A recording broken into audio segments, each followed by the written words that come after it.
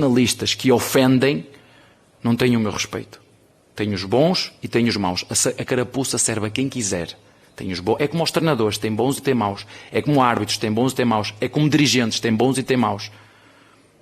E a carapuça serve a quem quiser. Sobre isso eu nem me queria alongar muito mais sobre isso, porque a minha função, eu tenho uma função muito clara no futebol. A minha é corrigir os meus jogadores, criticar os meus jogadores e melhorar os meus jogadores.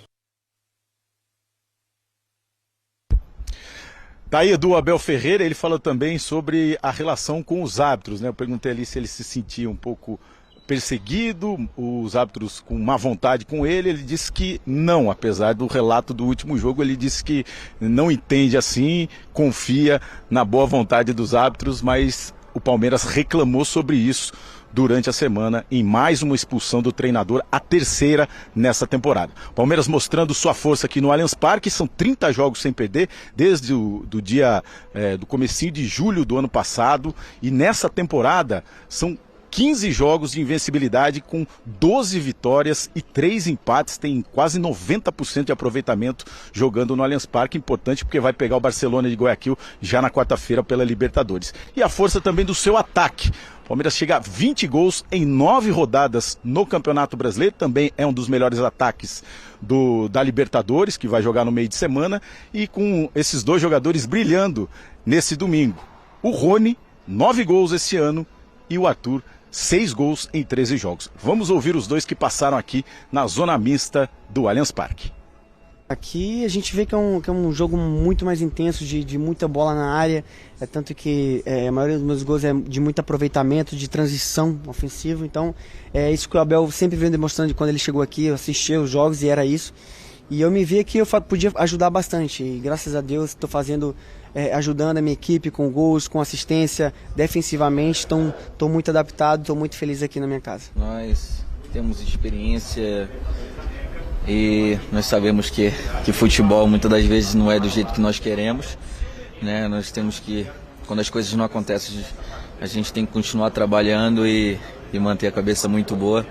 Então, a nossa mentalidade ela é muito forte, né? E nós sabemos que no momento certo as coisas começam a acontecer como estão acontecendo, né? Teve um período aí que eu não estava fazendo gol, mas como você mesmo fez uma análise aí muito legal, e mostrou para as pessoas que muitas das vezes não é só fazendo gol que você acaba ajudando a sua equipe, e sim fazendo algo para poder ajudar a sua equipe a vencer. Então isso é muito importante, e sabendo que no momento certo, na hora certa, as oportunidades vão aparecer, e graças a Deus eu tive que estar bem mentalmente para poder ajudar a minha equipe fazendo gol.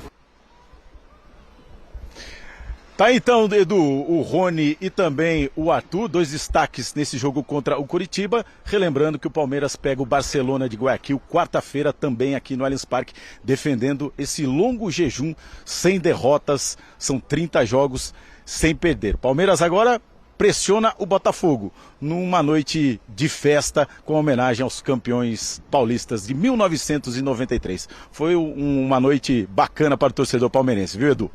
Inclusive o nosso Tetrazinho, representante da ESPN, no desfile, a torcida deve ter adorado aí esse reencontro com os heróis de 30 anos atrás, acabando com aquela fila, né? Aliás, o nosso resenha deu uma baita audiência na sexta-feira, na primeira exibição. Vale a pena ficar ligado, se você puder procurar no Star Plus também, vale a pena, foi muito legal o papo com o André Plihal. Valeu, meu amigo Vinícius, um abraço, até a próxima. Valeu, abraço a todos. Deixa eu reforçar, então, nesta quarta-feira, Palmeiras e Barcelona de Guayaquil, você vai ver com a gente aqui na ESPN. Será que vai ter mais gol de cabeça dos laterais para os atacantes? Os dois primeiros gols saíram dessa forma, né? Um do Piquerez, o outro do Mike, e o Rony baixinho fazendo mais um de cabeça. Bom, vamos seguir com mais um... É difícil enxergar as coisas além dessa camada da perseguição, então eu dou a ele esse desconto sem problema nenhum, compreendo a irritação, a indignação. Mas no meio de semana, no episódio de ter arrancado da mão de um jornalista um celular numa área onde esse jornalista podia trabalhar, na verdade era a única área onde ele podia trabalhar, e ele estava fazendo apenas o que se pede a um jornalista, Ele, ao comentar o fato, ao falar em invasão de privacidade e depois ao apontar o dedo e dizer o futebol brasileiro está desse jeito por causa de pessoas como você e tudo mais, ele mostra que ele não compreende o que é o nosso trabalho. Ele não compreende as intenções, ele não compreende as obrigações, ele não compreende as necessidades, ele não compreende a função.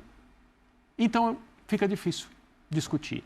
Eu gostaria que alguém, no entorno dele, explicasse para ele, no contexto apenas, digamos, filosófico, se é que eu posso usar essa palavra, quais são as obrigações, quais são as necessidades, qual é a natureza da função e por que, às vezes, a função incomoda pessoas que estão na posição dele. Existem exageros do ponto de vista pessoal, ofensas, ataques? Sim. É óbvio. Muito óbvio que tem. É óbvio. Isso não se trata de opinião. É um fato. Ele tem direito de se indignar contra isso? Não, não. Ele tem obrigação de se indignar Natural contra que isso. se indigne. Assim como nós temos essa obrigação. Agora, a generalização que ele faz, o uso de vocês da imprensa já está completamente errado, porque existe gente que pensa como ele, mas se coloca de uma forma diferente, porque tem mais informações sobre o lado de cá do que ele. Esse, para mim, é o Talvez grande quem ponto. concorde com ele e defendeu todas as questões que ele defendeu por muito tempo, quando ele aponta o dedo dizendo isso, é como se ele desprezasse tudo que essa pessoa fez. Isso. E se essa pessoa possa se sentir desrespeitada também por ele. Isso, exatamente. E eu acho que tem muito disso aqui. Porque eu acho que em muitos momentos, quando debate, o André cita, só passar para a gente, o André cita a cruzada do Abel chegando ao Brasil, muito corajosa, de falar tudo aquilo. E muitas das vezes a gente já comentou. E aí, quando a gente vê agora caindo para essa tal da vala comum, você fala, pô... Decepcionante. Sabe? Fala, Eugênio. Olha, esse é um tema que dá para se falar aqui por uma semana. Nossa. Porque isso, para mim, ultrapassa o âmbito do futebol, né? Eu acho que é uma questão existencial do planeta hoje em dia, que é a guerra de narrativas. Tem razão. Em todos os aspectos. Isso aí. Tem dois pontos aí dentro. Tem um que é o posicionamento do próprio Abel, como ele se coloca dentro do ecossistema do futebol brasileiro. Isso vem lá de trás, do início, quando ele adota um estilo e uma frase que é contra tudo e contra todos. Sim.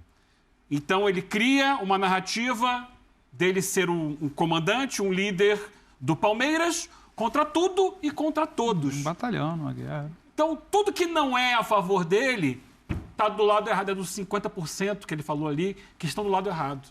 Quem está a favor dele está muito certo.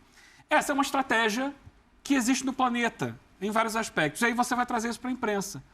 O papel da imprensa no mundo é cada vez mais questionado, porque hoje em dia você permite acesso à mídia a todo mundo. Todo mundo hoje é jornalista. Até porque não existe mais a exigência do diploma e até porque existem plataformas e veículos que não exigiriam mesmo nunca o diploma de jornalista. E pessoas que usam essas plataformas de mídia para que se posicionem como jornalistas. E quando você vai, por exemplo, para uma coletiva, como o Pedro Ivo colocou, há ali jornalistas e não jornalistas. Há ali pessoas que têm um foco do trabalho e há outras pessoas que têm outro tipo de foco. E se mistura tudo numa coisa só. E aí viram vocês da imprensa. Aqueles que estão ali, que são torcedores com o microfone em punho, há aqueles ali que são profissionais, questionadores, como devem ser os jornalistas. E isso se reproduz na política, na economia, em todos os segmentos que têm cobertura jornalística. Porque há uma grande dúvida. Hoje há muitas narrativas de que a imprensa só pode ser porque, por exemplo, há a imprensa oficial, a imprensa do próprio clube, que tem uma postura, e é a imprensa, que tem uma postura institucional. Há a imprensa torcedora, assumidamente torcedora, que está sempre a favor do clube.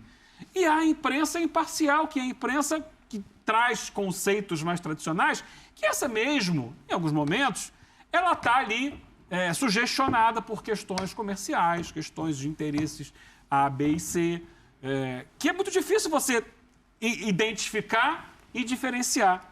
Então, essa questão de imprensa, de mídia, eu acho que vai além do que é a chamada tradicional imprensa, é uma questão existencial do planeta, porque há muito interesse em esvaziar o tal do jornalismo questionador. Porque esse incomoda. Muito. O que se quer sempre é o jornalismo que vai se colocar ao seu lado, a seu favor, levantar as suas questões, levantar os seus interesses e defendê-los. Aqueles